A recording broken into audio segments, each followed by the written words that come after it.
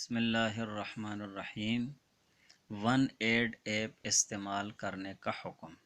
सवाल यह है कि वन एड के नाम से एक मशहूर एंड्रॉयड मोबाइल ऐप है जो कि एक कंपनी भी है। ये कंपनी अपने इस ऐप के ज़रिए मुख्तलिफ़ कंपनियों और इदारों की तशहीर करती है।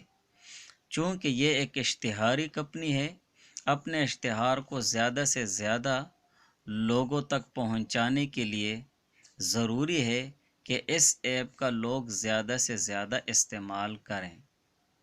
इस पर कंपनी रेफरल सिस्टम कर रही है, यानी जो सारिफ किसी शख्स के मोबाइल में इस ऐप को इंस्टॉल करवाता है, उसके बदले कंपनी हर माह 4 रुपये देगी।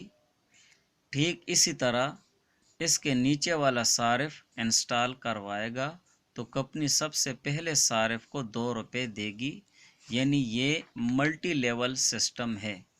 पहले लेवल का 4, दूसरे का 2, तीसरे का 1 रुपया।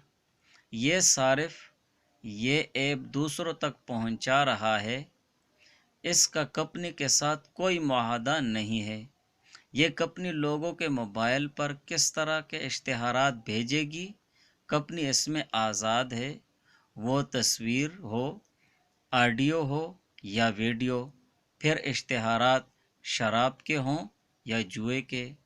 तो क्या इस ऐप का इस्तेमाल करना और अपने मुनाफे के लिए दूसरों को ऐप इस्तेमाल करने की तरगीब देना जायज़ है या नहीं? जवाब ये है कि सवाल में ज़िक्र करदा तफसीलात के मुताबिक कंपनी और सारिफ के दरमियान अक़द के वक़्त ऐसी शराइत लगाई जाती हैं जिसकी शरीयत में इजाज़त नहीं।